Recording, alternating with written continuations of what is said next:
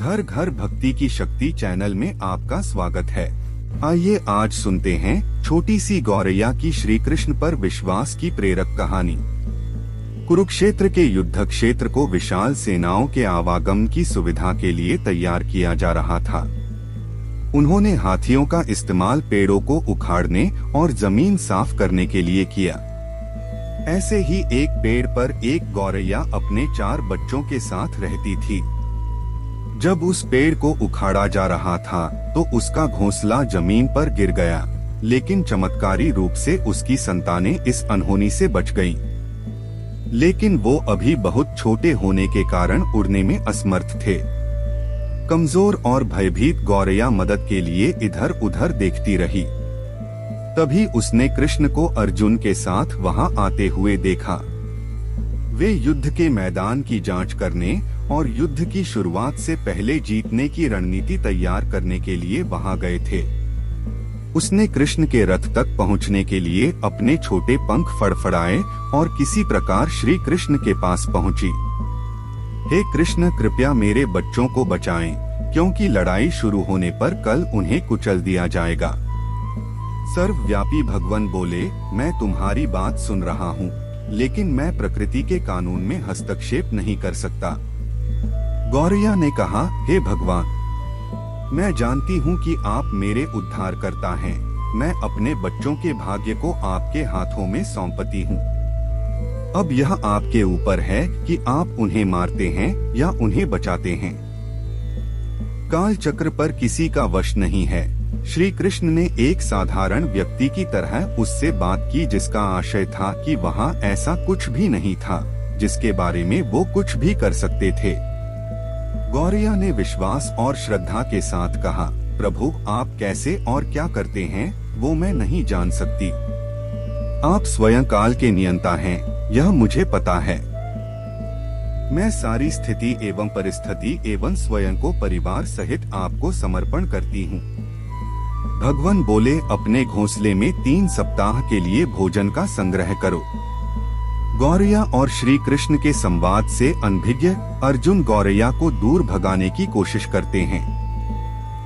गौरैया ने अपने पंखों को कुछ मिनटों के लिए फुलाया और फिर अपने घोंसले में वापस चली गई।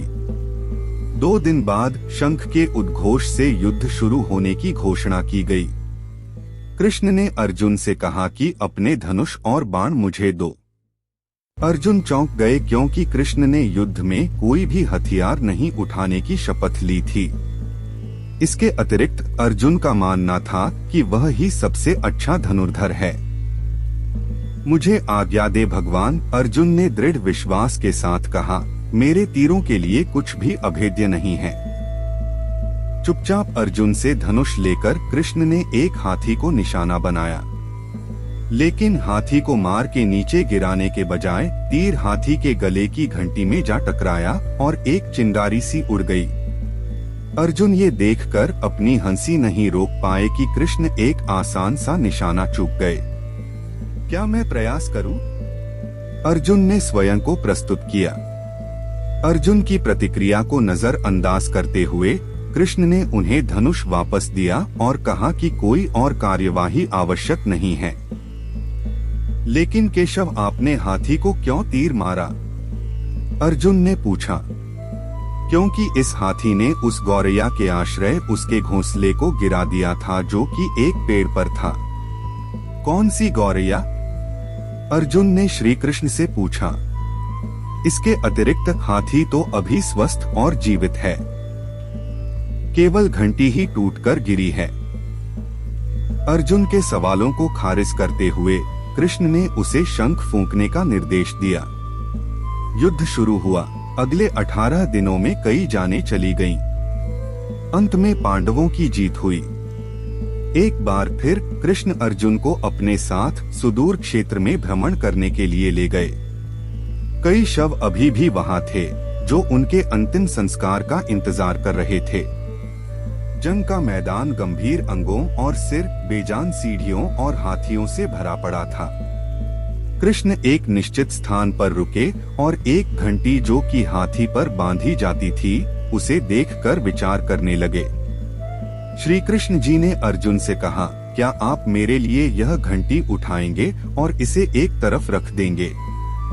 निर्देश बिल्कुल सरल था, परंतु अर्जुन के समझ में नहीं आया। आखिरकार विशाल मैदान में जहां बहुत सी अन्य चीजों को साफ करने की जरूरत थी, कृष्ण उन्हें धातु के एक टुकड़े को रास्ते से हटाने के लिए क्यों कहेंगे?